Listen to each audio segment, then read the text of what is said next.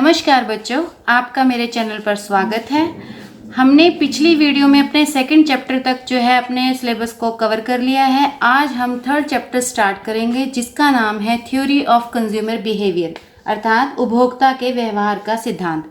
इसमें हम पढ़ेंगे कि उपभोक्ता का व्यवहार कैसा होता है।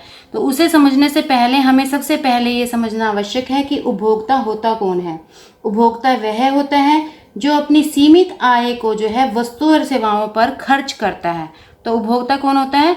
जो अपनी सीमित आय को वस्तु और सेवाओं को खरीदने के लिए खर्च करता है, उसे क्या कहते हैं हम? उपभोक्ता।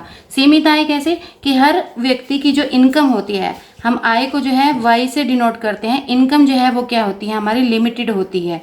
तो इस लिमिटेड इनकम को जो है हमें क्या करना पड़ता है? वस्तु और सेवाओं को खरीदने के लिए जो है इस्तेमाल करना पड़ता है, यूज़ करना पड़ता है देखकर, और हम उस चीज़ को प्रायोरिटी देते हैं जो हमारी आवश्यकता पहले संतुष्ट होनी ज़रूरी है।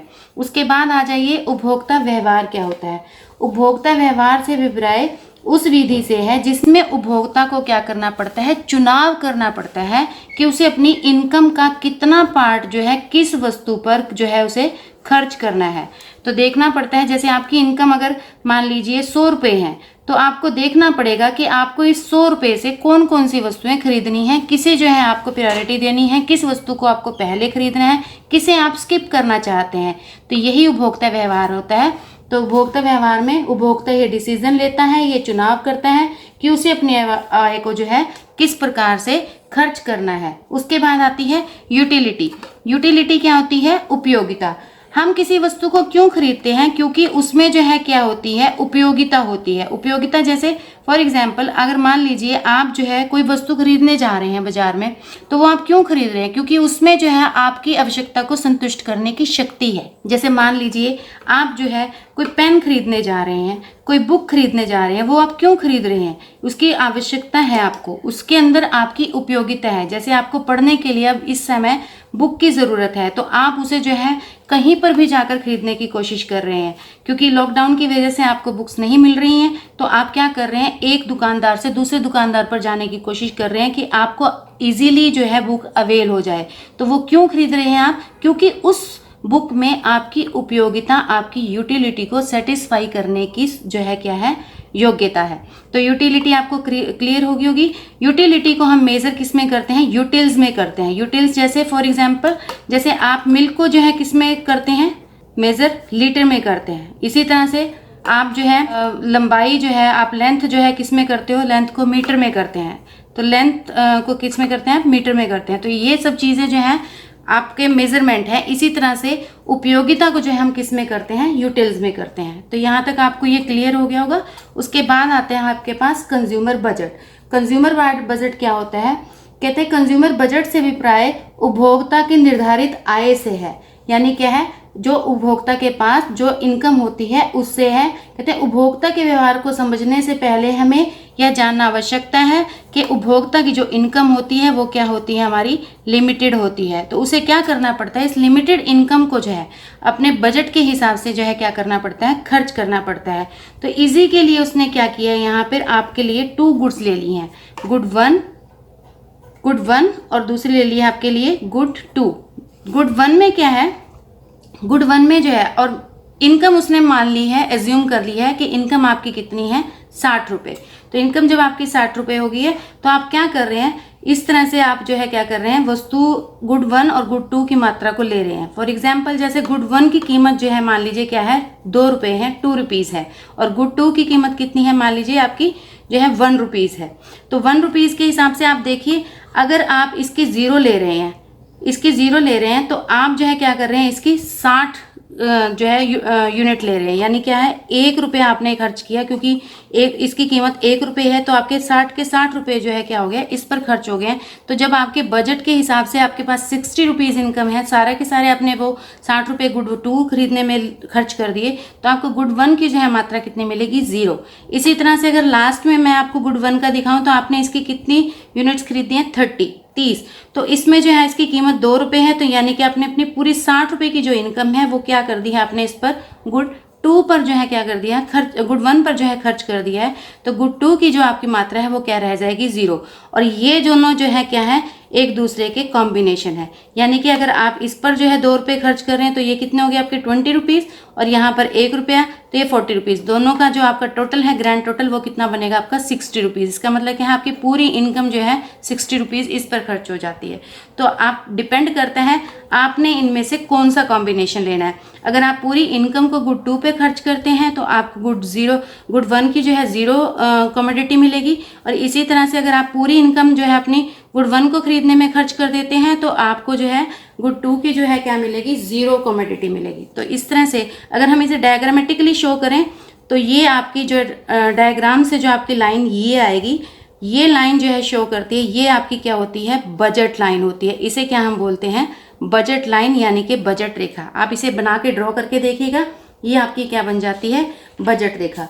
तो बजट रेखा जो है वह रेखा होती है जो 2 वस्तुओं के 2 कमोडिटीज़ के संयोग को यानी कि कॉम्बिनेशन को शो करती है। डिपेंड करता है कि आप उसका कौन सा कॉम्बिनेशन लेते हैं। अगर मान लीजिए आप एक की मात्रा बढ़ा रहे हैं तो दूसरे की मात्रा को आपको क्या करना पड़ेगा कम करना पड़ेगा। वो क्यों? क्योंकि वी हैव लिमिटेड रिसोर्सेज, आपकी इनकम जो है वो क्या है लिमिटेड है, आप उससे ज़्यादा इनकम को खर्च नहीं कर सकते हैं। तो आपको ये बजट लाइन क्लियर हो गया होगा। उसके बाद हमारे पास आता है attainable and non attainable point. Attainable points में जो है मैं आपको इसको डायग्राम से ही शो करती हूँ। ये देखिए ये आपकी बजट लाइन थी, अभी मैंने आपको पीछे क्लियर किया। अटेनेबल पॉइंट कौन से होते हैं? या तो आप इस बजट लाइन पे रहें या फिर इसके अंडर, यानी कि ये सब क्या हो जाएंगे आपके अटेनेबल पॉइंट्स। और नॉन अटेनेबल पॉइंट्स कहाँ जाएंगे? इस बजट रेखा के बाहर। ये क्या रहेंगे आपके नॉन अटेनेबल पॉइंट। वो क्यों है? क्योंकि आपके पास ये इनकम है ही नहीं। तो जो इनकम आपके पास है ही नहीं तो आप उन पॉइंट्स को कैसे अटेन कर सकते हैं? तो अटेन क्या रहेंगे आपके, जो आप या तो इस बजट लाइन पर रहेंगे या फिर इसके अंदर।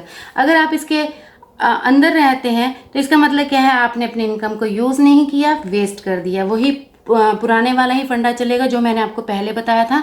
सेम उसी फंडामेंटल पे चलता है कि आपने जो है सिर्फ इसी लाइन पर रहना है। जैसे आप पीपीसी पर जो है मैंने आपको पिछले चैप्टर में बताया था कि आप तभी सही यूज़ कर रहे हैं चीज़ों का अगर आप यहाँ पे रहते हैं। इसी तरह से अगर आप अपने बजट में रहते हैं तो ही आप सही कंज्यूमर है, अच्छे कंज्यूमर है। अगर आप इसके अंदर रहते हैं तो आपने अपनी इनकम को वेस्ट कर दिया। इसके बाहर जो है आपके लिए अटेन ही नहीं आप कर सकते। तो ये आपको क्लियर हो गया होगा। सेकंड पॉइंट आता है, नेक्स्ट पॉइंट आता है आपके पास प्रेफरेंसेस ऑफ कंज्यूमर। इसमें क्या है, अपने संयोग देखना है। जैसे मैंने आपको बताया पहले कि भी कॉम्बिनेशन दे रखे हैं, या तो आप जो है 1 एप्पल ले लो या 10 ऑरेंजेस ले लो या 2 एप्पल ले लो या 7 ऑरेंजेस। इसका मतलब क्या है, आप इसके बीच में जो है क्या होते हैं तटस्थ होते हैं। तटस्थ मतलब इंडिफरेंस होते हैं। आप पे डिपेंड करता है कि आप इनमें से कौन सा कॉम्बिनेशन लेना चाहते हैं। वही बात है कि आपकी इनकम जो है क्या है लिमिटेड है। आप इन दोनों में से कोई भी इन चारों में से कोई भी कॉम्बिनेशन ले सकते हैं। अगर आप 3 एप्पल्स ले रहे हैं तो आप जो है 5 ऑरेंजेस ले रहे हैं। अगर आप देखिए, अगर आप जो है क्या कर रहे हैं एप्पल्स की जो है मात्रा को बढ़ा रहे हैं तो आपको ऑरेंजेस की मात्रा को क्या करना पड़ रहा है, कम करना पड़ रहा है। क्यों? क्योंकि आपकी इनकम क्या है लिमिटेड है। ये आपको जो है फंडामेंटल हमेशा याद रखना पड़ेगा कि आपकी इनकम यानी कि आपके रिसोर्सेज जो है क्या रहते हैं आपके हमेशा लिमिटेड रहते हैं। तो हमें देखना पड़ता है। तो एक उपभोक्ता जो है क्या रहता है इन कॉम्बिनेशंस के बीच में, इन संयोगों के बीच में क्या रहता है तटस्थ रहता है। तटस्थ मतलब कि उस डिपेंड करता है कि वह कौन सा लेगा, और इन सभी कॉम्बिनेशन से उसको जो संतुष्टि मिलती है, जो उसको सेटिस्फेक्शन मिलती है वो क्या रहती है आपकी सेम रहती है। यानी कि सेम सेटिस्फेक्शन का यहाँ पे आपका क्या चलेगा सिस्टम चलेगा। यानी कि आप इनमें से कोई मर्जी कॉम्बिनेशन ले, आपको जो संतुष्टि है वो क्या मिलेगी आपको सेम मिलेगी। क्लियर हो गया होगा। उसके बाद नेक्स्ट पॉइंट आता है आपके पास law of diminishing marginal rate of substitute. Hindi में इसको बोलेंगे ह्रासमान सीमांत प्रतिस्थापन दर का नियम। अब इसे समझने के लिए मैं आपको एक एग्जांपल देती हूँ। जैसे कि जब एक उपभोक्ता किसी वस्तु की मात्रा को जो है क्या करता रहता है बढ़ाता चला जाता है, बढ़ाता रहता है, तो उसके लिए धीरे धीरे उसकी गहनता जो है, उसकी जो सेटिस्फेक्शन लेवल है वो क्या होता चला जाता है, कम होता चला जाता है। इसको एक एग्जांपल से दूं, मान लीजिए आपको बहुत भूख लगी है और आप चपाती खाने के इच्छुक हैं, तो आप घर पर जाकर जो है मान लीजिए चपाती खाते हैं, आप एकदम भूख के वजह से जो है पहले 1 खाएंगे, फिर 2 खाएंगे, फिर 3 खाएंगे, और एक टाइम ऐसा आएगा कि आप बस कर जाएंगे कि नहीं मुझे और नहीं चाहिए। तो आप जो है यानी उसके लिए आपकी गहनता क्या हो जाएगी, कम हो जाएगी।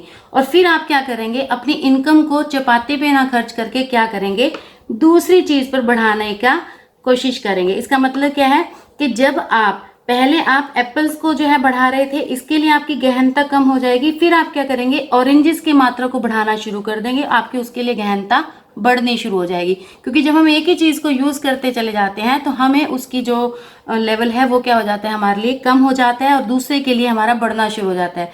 जैसे आप आप जो है एक मोबाइल लेकर आए, आपने क्यों लिया, क्योंकि आपके लिए उसका सेटिस्फेक्शन लेवल था, आपने उसको यूज किया, महीने बाद जो है आपका सेटिस्फेक्शन लेवल उसके लिए कम हो जाएगा, आप क्या करेंगे, दूसरे मोबाइल की तरफ चलना शुरू कर देंगे।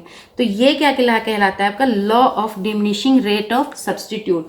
यानी जैसे जैसे एक वस्तु की इच्छा गहनता जो है क्या है, कम होती जाती है, तो आप क्या कर देते हैं, उसकी मात्रा को कम कर दे जाते हैं, और दूसरी की मात्रा जो है की गहनता आपके लिए बढ़ जाती है, तो आप उसकी मात्रा को क्या करना शुरू कर देते हैं, बढ़ाना शुरू कर देते हैं। तो जो आप त्याग कर रहे हैं वही त्याग जो है आपका कहलाता है मार्जिनल रेट ऑफ सब्सटीट्यूट। इसे बुक में क्लियरली देखिएगा, आपको जब आप बुक में ये पॉइंट समझेंगे, क्लियर करेंगे, तो आपको क्लियर हो जाएगा। Thank you. यहाँ तक हमारा ये टॉपिक खत्म हो जाता है।